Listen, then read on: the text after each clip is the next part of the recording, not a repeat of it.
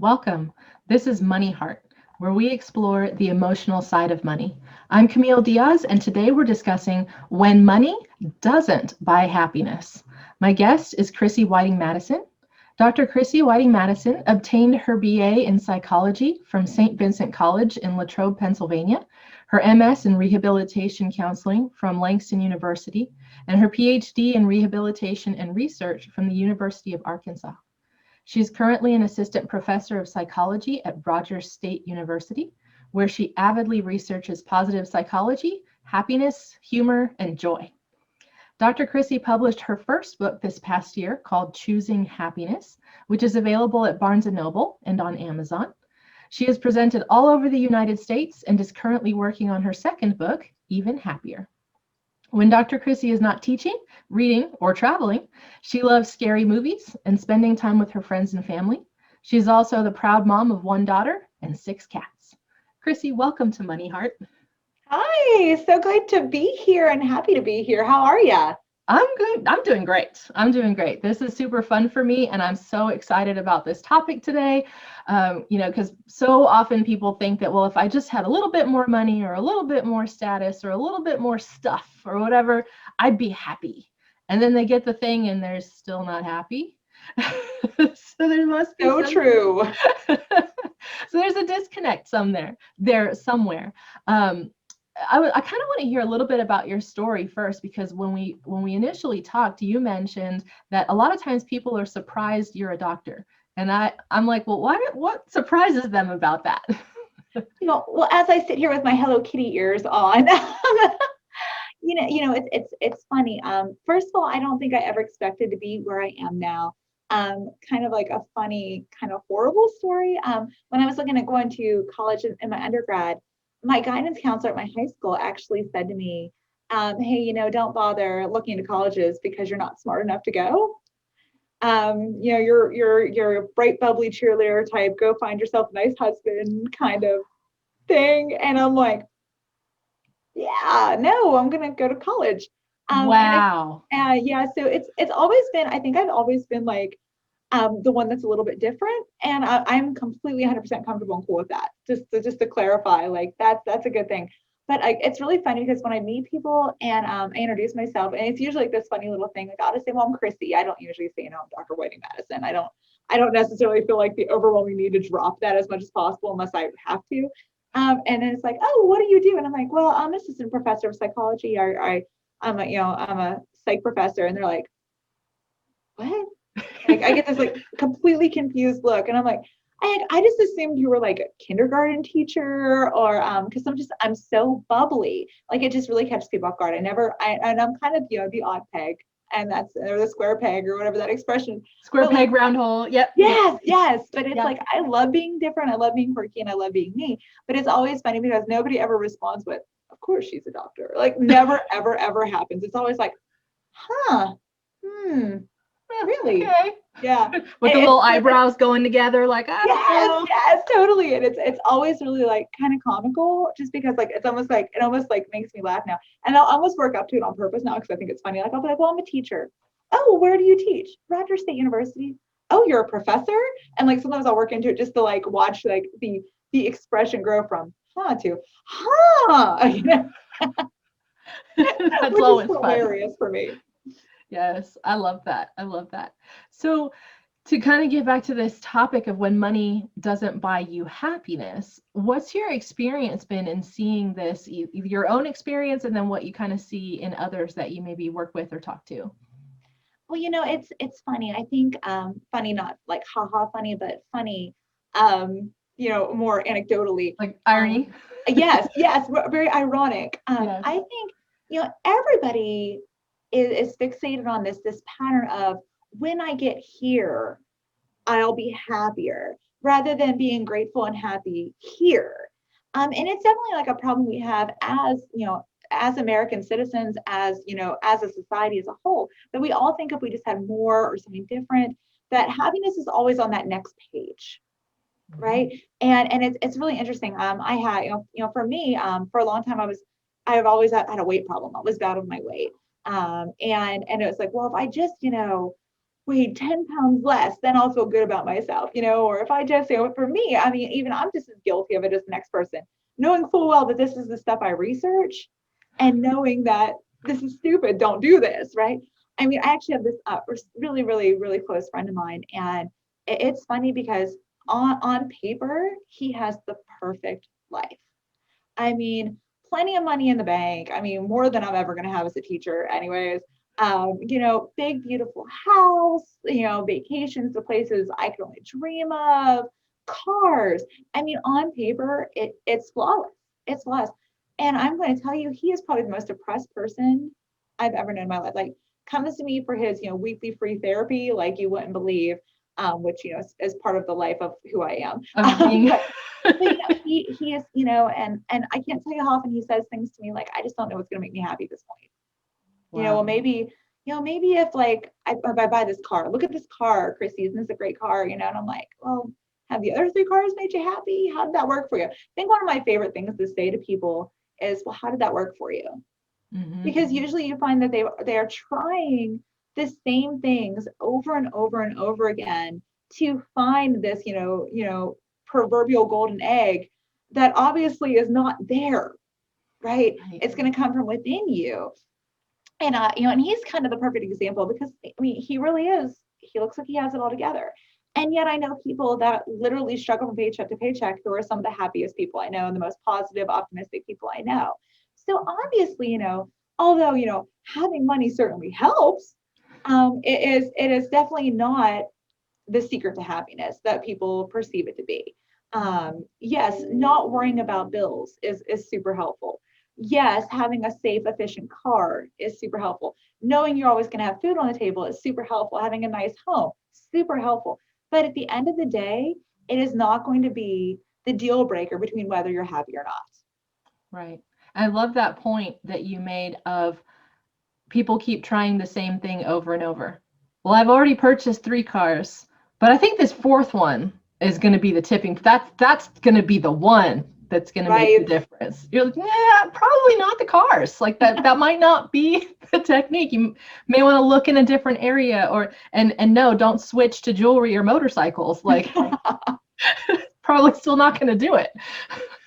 So when we're doing this, what are things to switch to? Because I know you mentioned a little bit about mindset, and that's really what we're trying to change is, okay, how are we thinking about things? So share a little more with us about that.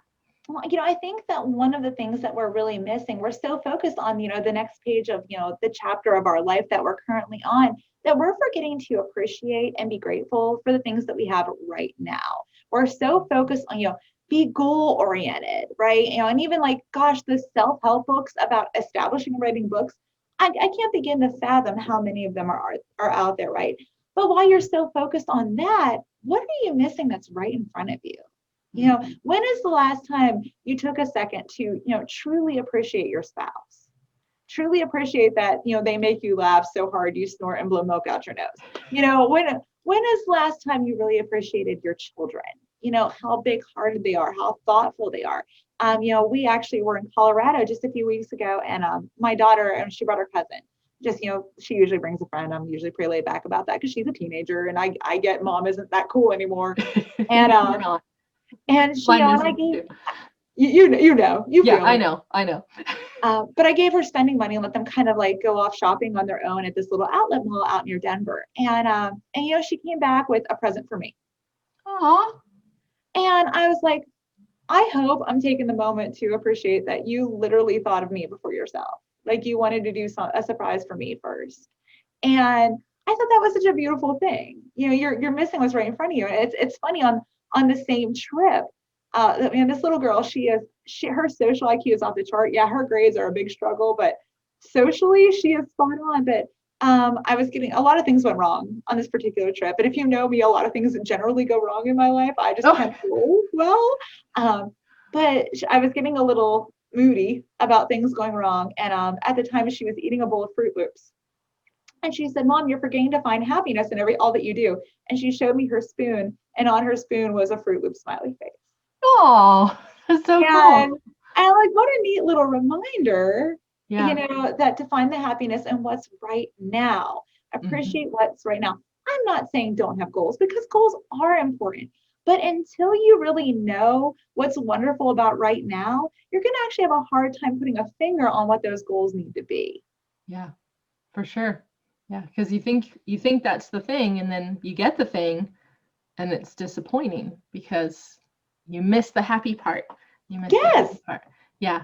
Yeah. I just occurred to me, is that ever a struggle for you, that your daughter reminds you about what you wrote in your book and what you teach when you slide from not doing it for a moment?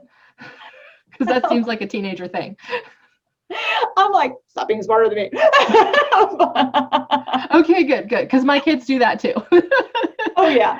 And I'm just like, okay, yeah, all right, thanks. Yeah, thanks. Yeah, okay. Yeah, got it. Okay, I'm gonna take a nap, and when I get back, I promise I'll be back on track. Yeah, there you go. Yes, that totally happens to me. So I know we chatted about this idea of journaling, because you mentioned gratitude and things like that, and we talked about how often people go sideways on their journaling, and it may not actually be creating the mindset that they're hoping for or changing anything. And in fact, it may be reinforcing their negative. What's the better way to go about that? And if you want, you can share a story about that. Oh yes. Oh my gosh. And we are such flawed human beings, that it's mind blowing, but we like negative things. Our brain is geared towards negative. And even if you just like, really think about yourself historically, look at the times that we've really been glued to the news. It's never because there's cute puppies on it. We're like, oh, okay, moving on, like the end, right? Or babies, oh, okay, next, right? But when like 9/11 happened, when Sandy Hook happened, we were glued to our TV to see what horrible thing is going to happen next. And it sounds so awful when you really like realize how much it was all of us.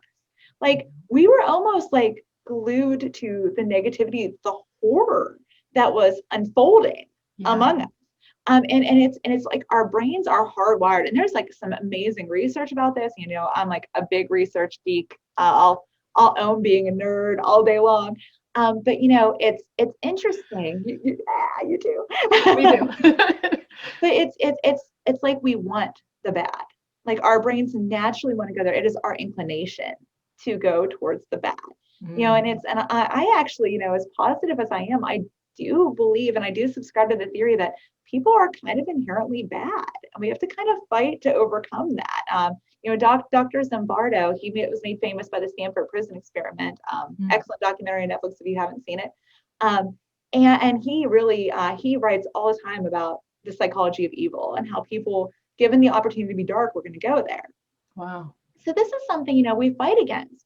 And even though as people, like, we know we should be doing certain things, we know that things will be beneficial to us. It's like somebody handing you a drill and you're just like, because you really have no idea what to do with it. You're like, I know I have this tool that can do awesome things, but like it makes this cool sound. And that's all the further you go with it, right? Because you don't know how to use it appropriately. And I actually do have an awesome story.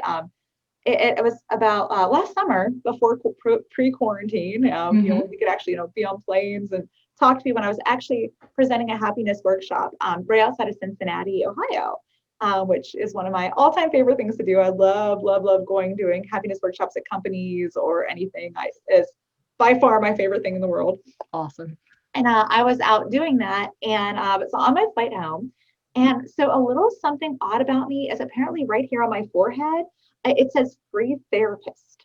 And it's like a blacklight thing or something, because I can't see it, but like everyone else like totally can see it. Like they don't know what I do for a living, but they know they can tell me all their life gore.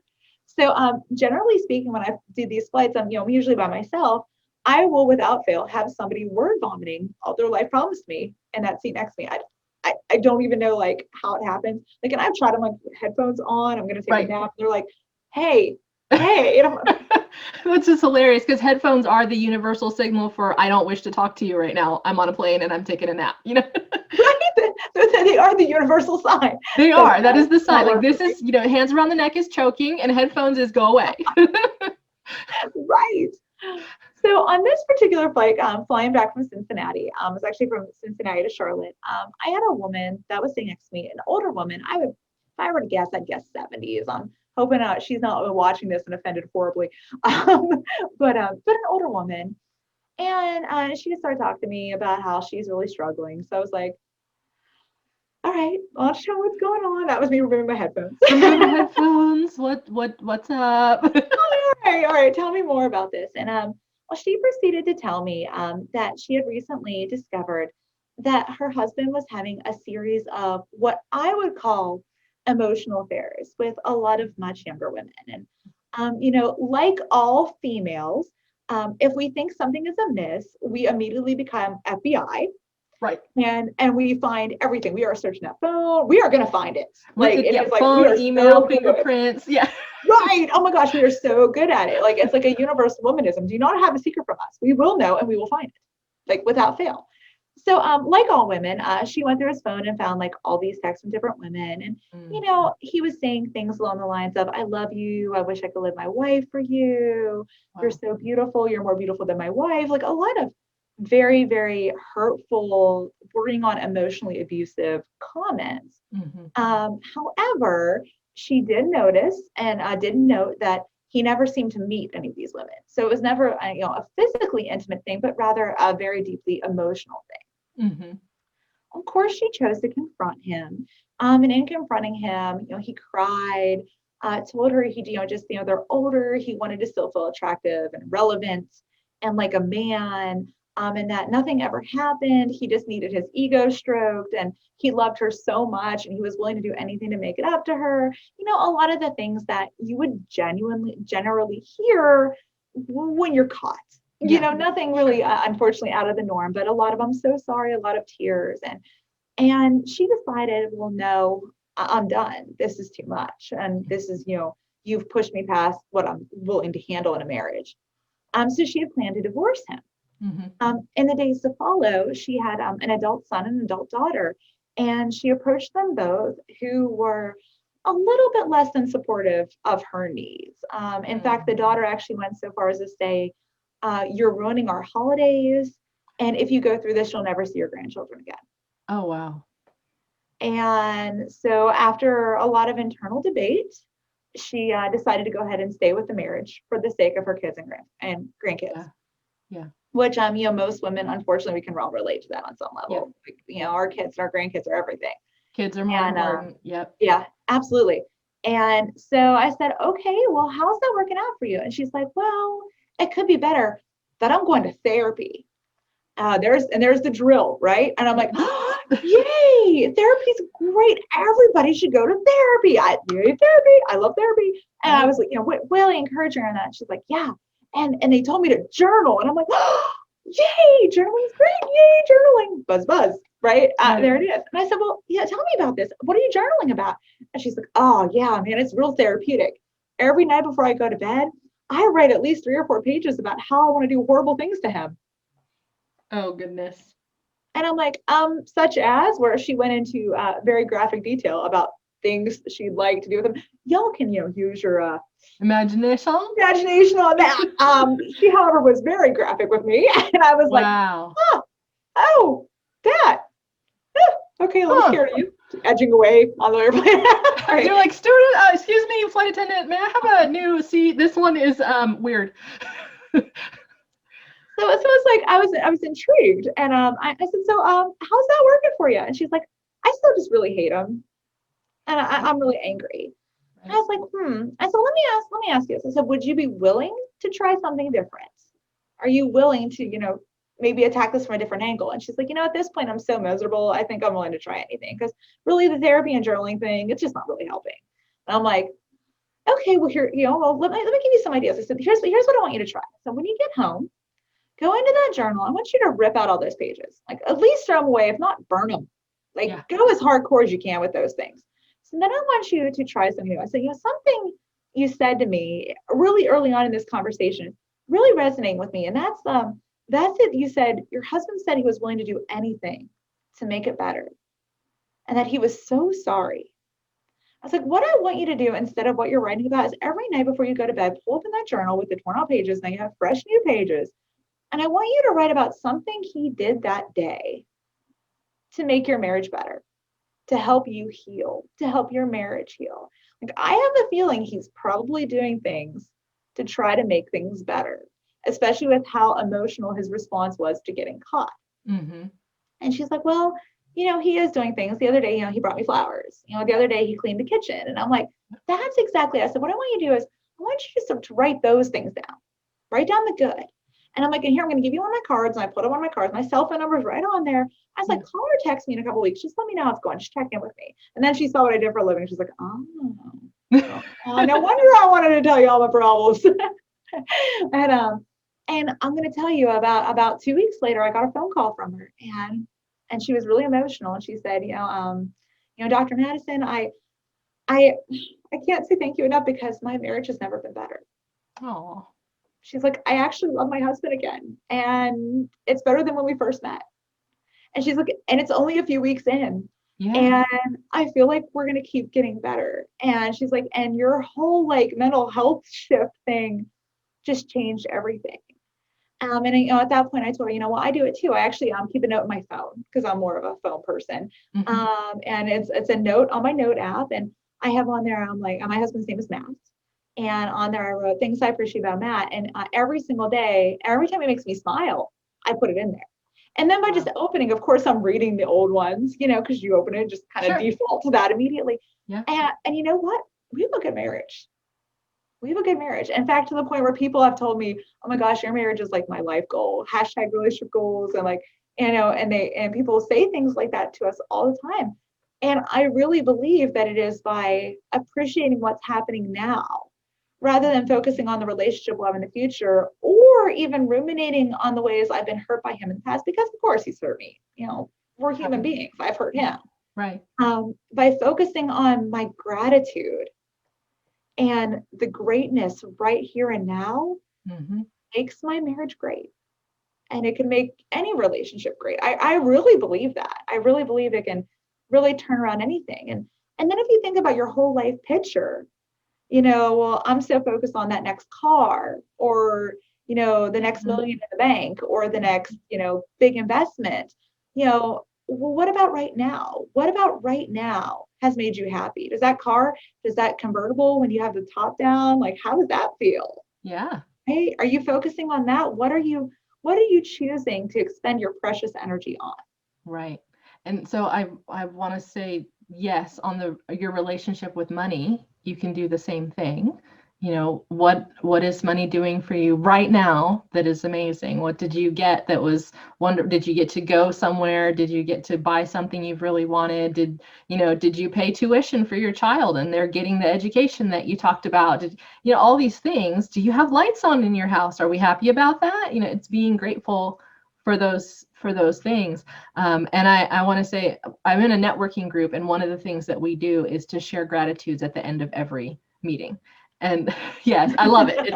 It's really changes the feel of the group. It makes it a really giving and positive group to be a part of.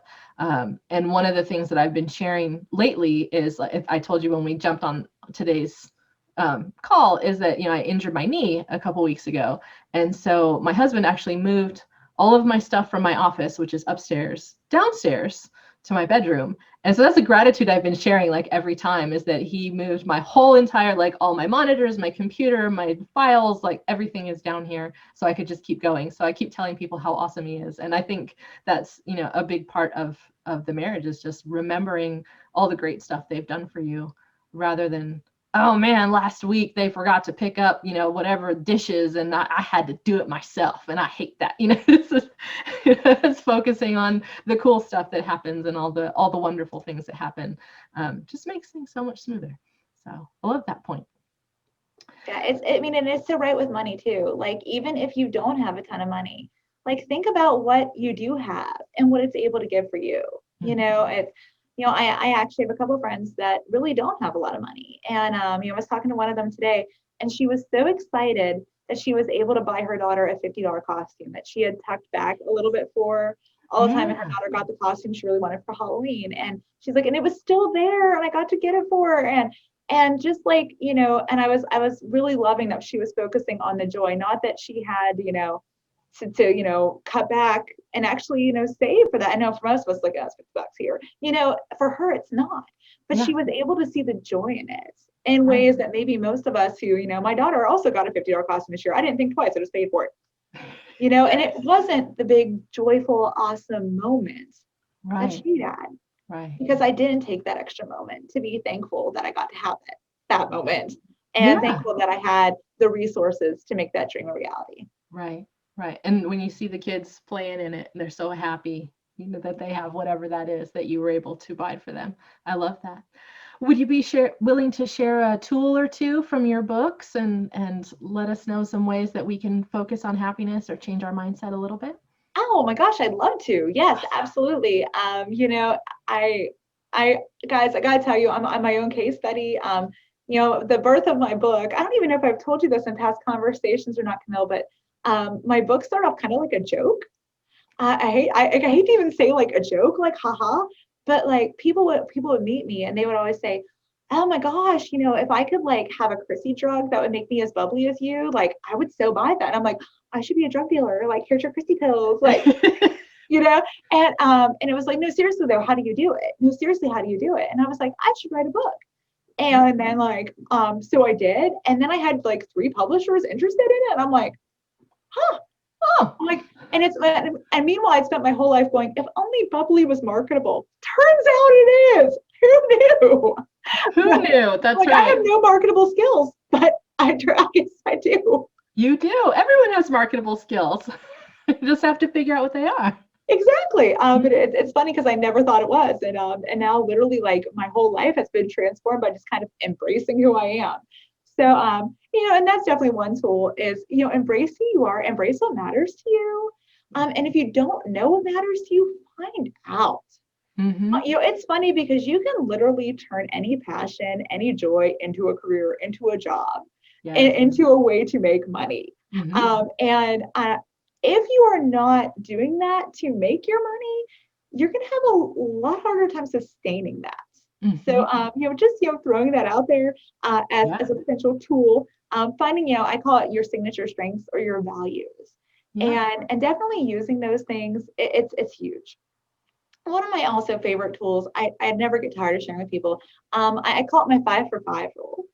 I see oftentimes people I care about, people I hardly know, literally be in a state of anxiety or depression over something that isn't going to matter in like 2 weeks. They are completely worked up. They are beside themselves. They are crying. I've even seen people be truly suicidal over Wow. something that's going to pass. Mm-hmm. And for me, and not that I don't ever get worked up or get upset, Sure. but I've gotten really good at doing 5 for 5, which I'm going to share for you guys today. And it's just really, really simple. If it's not going to matter in 5 months, don't give it 5 seconds. Don't. And when you find yourself like getting really upset or anxious about a situation at work or a missed deadline or an issue with your kid, is it going to pass? And here's the truth, 99% of the time, the answer is yes. It's going to be in the past. And you're going to look back and say, what was I upset about that day? And you're not even going to remember what it was Won't because matter. it's so fleeting. And yet we will absorb all this negative energy into this situation that doesn't even matter. Yeah. And while you're doing that, you're missing all these cool things that are happening all around you because you're so preoccupied by this bad thing that doesn't matter. Yes. And I'll tell you, the second you can learn to like shake those things off and really start to like identify what it is that is or isn't going to matter, you will be a happier person. You will. And even in regards to money, or especially in regards to money, yeah, maybe you only have $50 in your checkbook or your checking account right now, but you know what? That's going to pass. There's another job around the corner. There, Yep. you're going to find something. And 99% of the time, it somehow works out. It And it's does. amazing how that It happens. does. But Yeah. like we will just relinquish all of our joy on worrying about things that'll be over. Yeah. I love that. Thank you so much, Chrissy. This has been fabulous. Oh my gosh, I have so much fun with you. You are my quirky kindred spirit. Oh, yay. If you would like to get a copy of Chrissy's book, Choosing Happiness, it's available at Barnes & Noble or on Amazon, and we'll include a link to that in the show notes on our website. To get in touch with Chrissy, you can send her an email at chwhiting@rsu.edu or find her on... Can I correct that? It's actually cwhiting@rsu.edu. Oh, C Whiting. Okay. Yes, C Right. Whiting@rsu.edu. Or she is on Facebook, and you can search for Dr. Chrissy Whiting Madison, author, and she should pop right up. Thank you as well to all our listeners and viewers. I'm your host, Camille Diaz. This show is sponsored by Serenity Financial, a Five Rings financial agency specializing in financial education, living benefits, and guaranteed lifetime income. Be sure to follow MoneyHeart on social media at MoneyHeart Show and on our website, moneyheartshow.com. Chrissy, would you like to share today's money mantra? Oh, I think that the money mantra I'm going with today, given the stress of the past few months, I think my current favorite is, I don't look good in prison clothes. So the next time you want to rob a bank to take care of those money needs, just remind yourself you're going to look like a traffic cone in that orange outfit. Don't do it. Don't do it. That's right. I love it. Thank you so much. You're very welcome. Thank you for having me.